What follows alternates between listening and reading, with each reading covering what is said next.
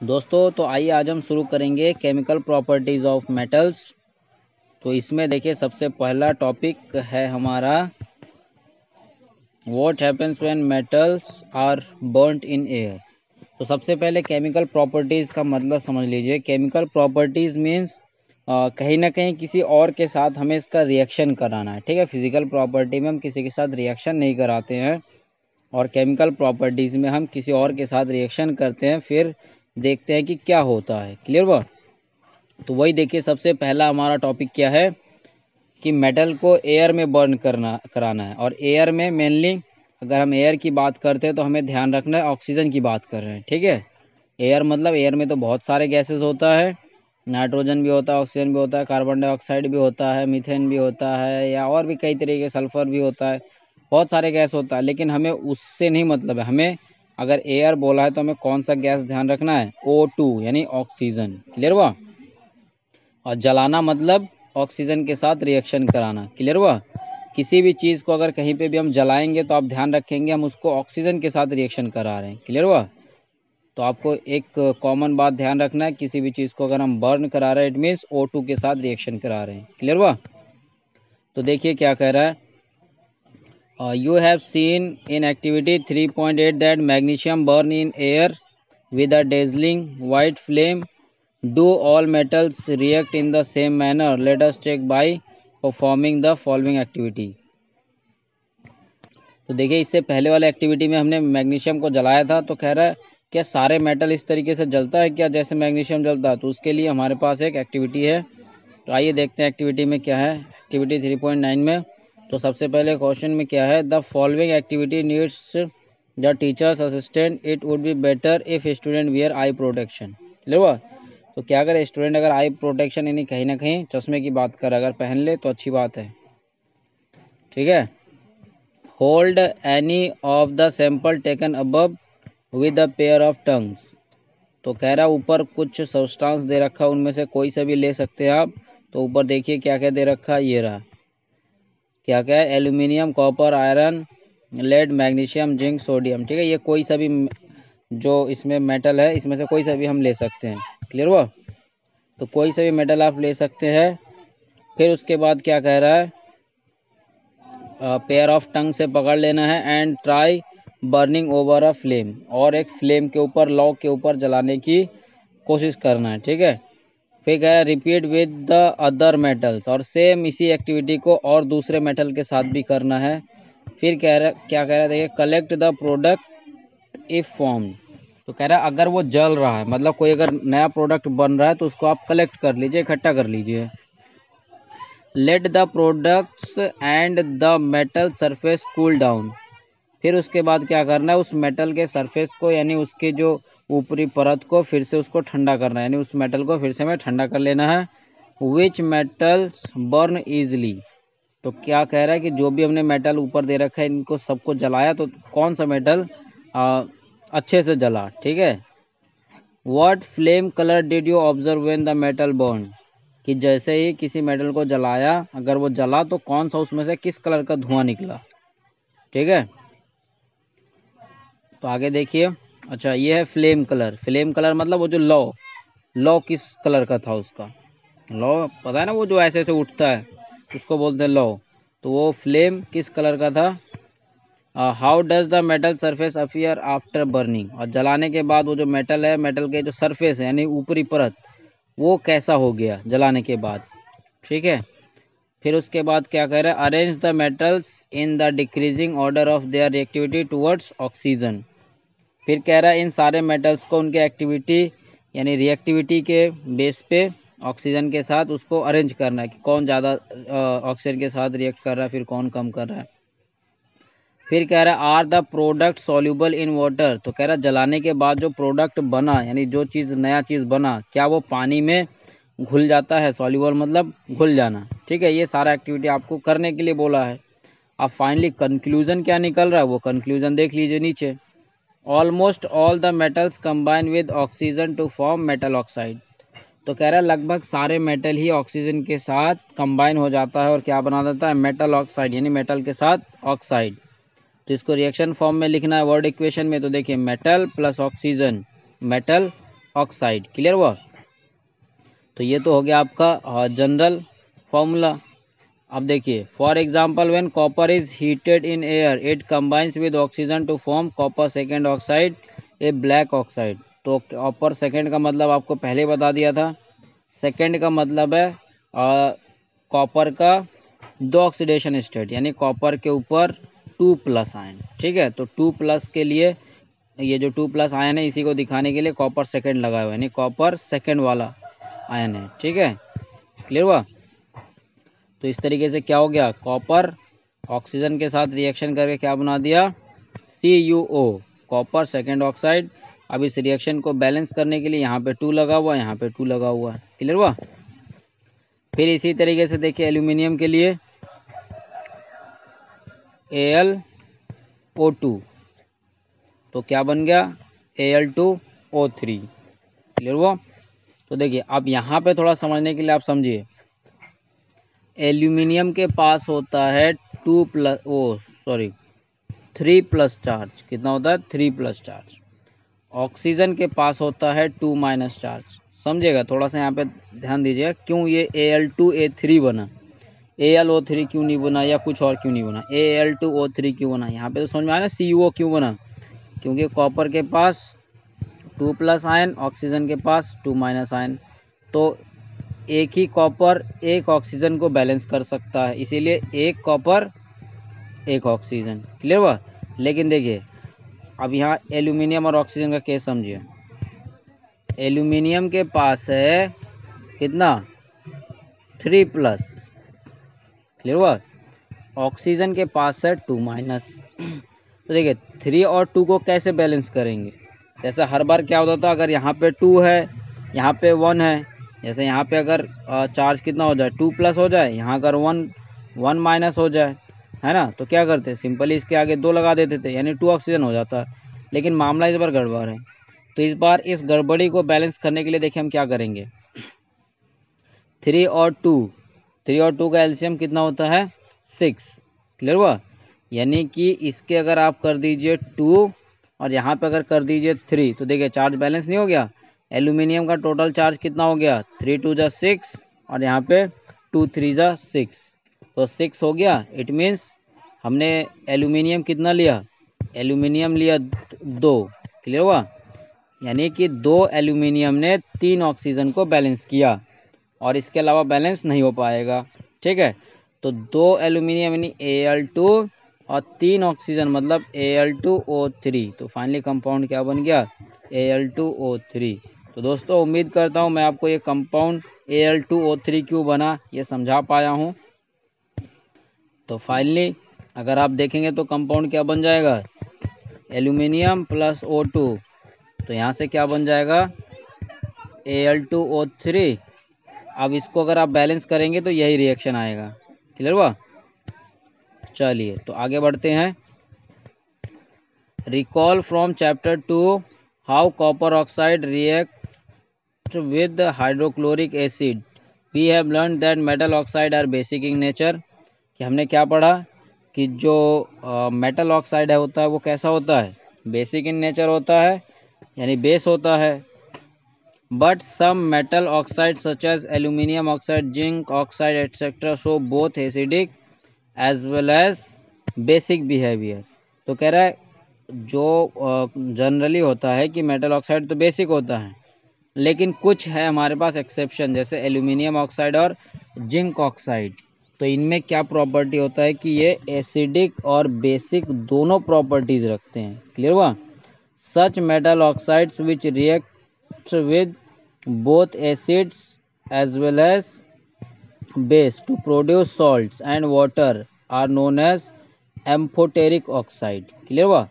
तो देखिए, तो ये जो ऑक्साइड हमारे पास है, ये एल्यूमिनियम ऑक्साइड और जिंक ऑक्साइड, अगर इसके सामने एसिड आ गया तो ये खुद बेस बन जाएगा, अगर इसके सामने बेस आ गया तो ये खुद एसिड बन जाएगा। क्लियर हुआ? तो ये एसिड बेस दोनों की तरह काम कर सकता है, और फाइनली अगर सामने वाला एसिड है तो ये बेस बन के न्यूट्रलाइज कर देगा, और सामने वाला अगर बेस है तो ये एसिड बन के उसको न्यूट्रलाइज कर देगा। तो ये दोनों की तरह काम कर सकता है, तो ऐसे ऑक्साइड को बोलते हैं एम्फोटेरिक ऑक्साइड। देखिए ध्यान दीजिए, नया वर्ड आ गया, याद रखने वाली बात, एम्फोटेरिक। अगर बोल दे what do you mean by amphoteric oxide, तो ये आंसर आपको लिखना है, ठीक है ना, कि some metal oxide such as aluminum oxide, zinc oxide, etc. show both acidic as well as basic behavior. Such metal oxides which react with both acids as well as base to produce salt and water are known as amphoteric oxide. Clear हुआ? तो नया word आ गया आपके सामने, एक amphoteric oxide, तो इसको ध्यान में रखना है। फिर देखिए आगे क्या कह रहा है, aluminium oxide reacts in the following manner with acid and base. तो कह रहा है जो एल्यूमिनियम ऑक्साइड है ये एसिड और बेस में देखिए इस तरीके से रिएक्शन करता है।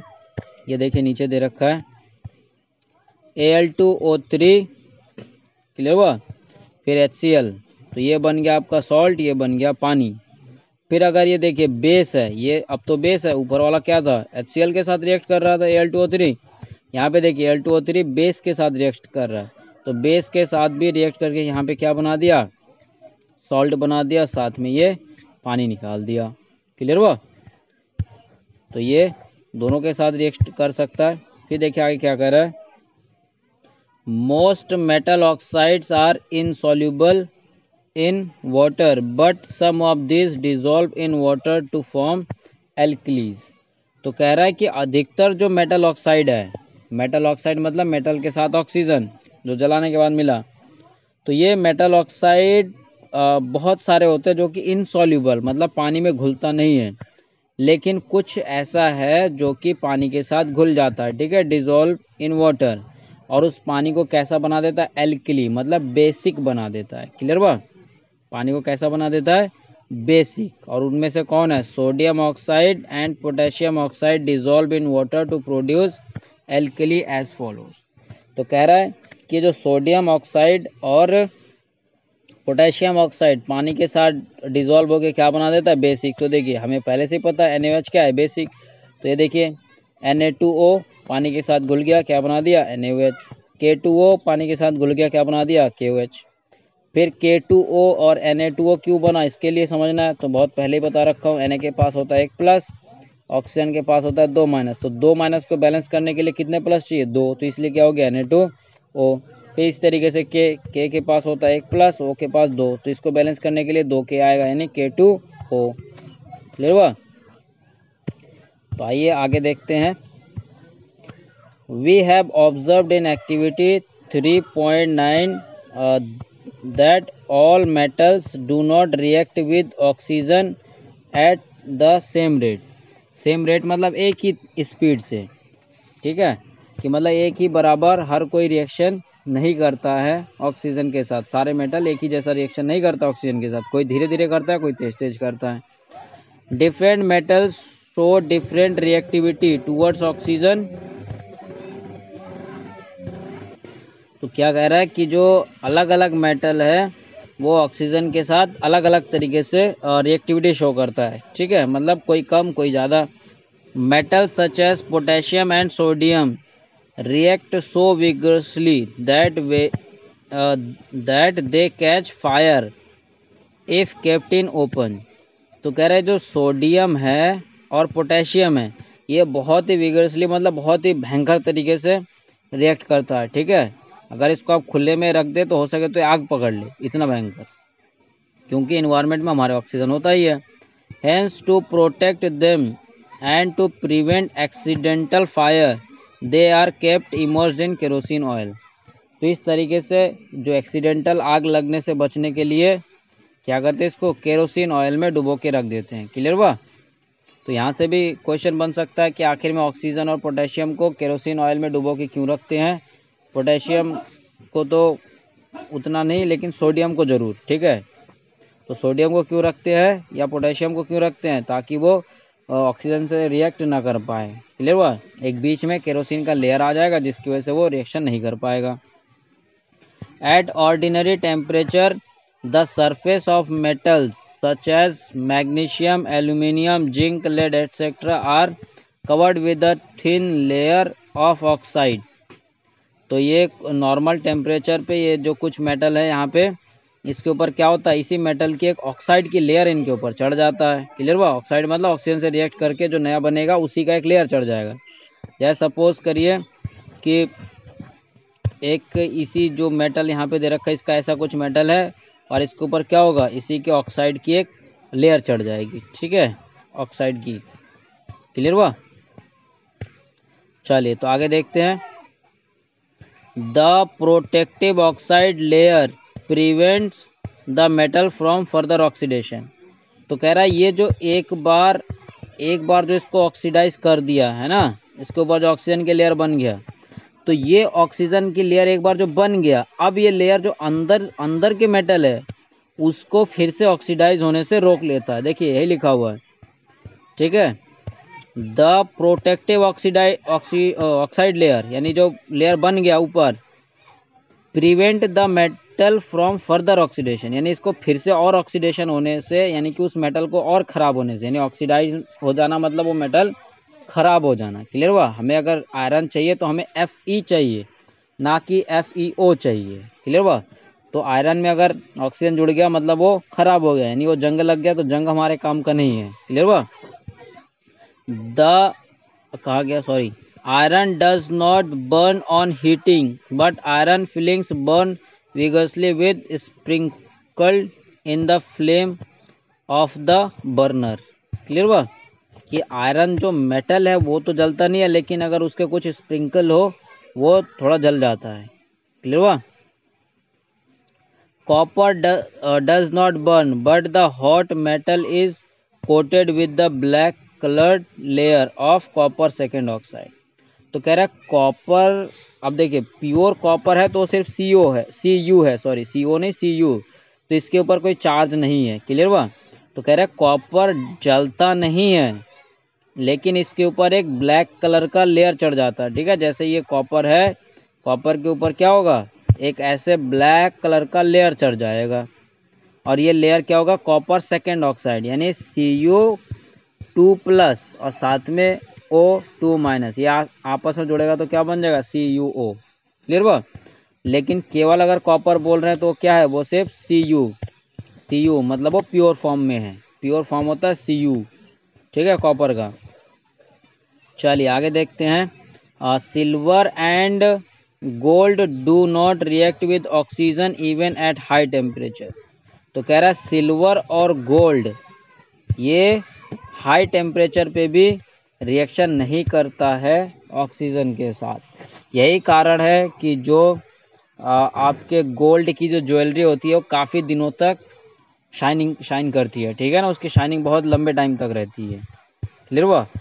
और जिसकी रिएक्टिविटी ज़्यादा होता है ऑक्सीजन के साथ वो शाइन ज़्यादा दिन नहीं करता है। जैसे आयरन हो गया, आयरन को अगर आप अच्छे से घिस के रख देंगे वो ज़्यादा दिन नहीं चमकेगा। क्यों? क्योंकि उसका लेयर ऑक्सीजन के साथ रिएक्ट करके वो रस्ट फॉर्म बना लेगा। सेम वैसे ही कॉपर का जो ओरिजिनल शाइनिंग है वो शाइनिंग नहीं रहता है, वो थोड़ा सा कुछ एकदम डार्क कलर में कन्वर्ट हो जाता है। ठीक है, क्यों? क्योंकि वो कॉपर भी ऑक्सीजन के साथ रिएक्ट कर जाता है। क्लियर हुआ? चलिए आगे देखते हैं। After performing activity 3.9 you must have observe that sodium is most reactive of the samples of the metals taken air. तो खैर रिएक्टिविटी तो हमने किया नहीं है, मतलब इसका एक्टिविटी तो हमने किया नहीं, तो हमें पता ही नहीं कौन सा क्या रिएक्ट किया हुआ है। बुक में जो लिखा हुआ है बस उसी को हम पढ़ रहे हैं। क्लियर हुआ? तो बुक क्या बोल रहा है कि इस एक्टिविटी को करने के बाद हमें क्या पता चला कि सोडियम सबसे ज़्यादा रिएक्टिव है जो भी हमने यहाँ पे मेटल लिया है। ठीक है, the reaction of magnesium is less vigorously implying that it is not as reactive as sodium. तो कह रहा है ये भी रिएक्टिव है लेकिन ये सोडियम के जितना नहीं है। But burning in oxygen does not help us to decide about the reactivity of zinc, iron, copper और लेड। तो कह रहा है कि ये जो मेटल्स है इनके बारे में ऑक्सीजन नहीं बता पाता है कि ये कितना रिएक्टिव है।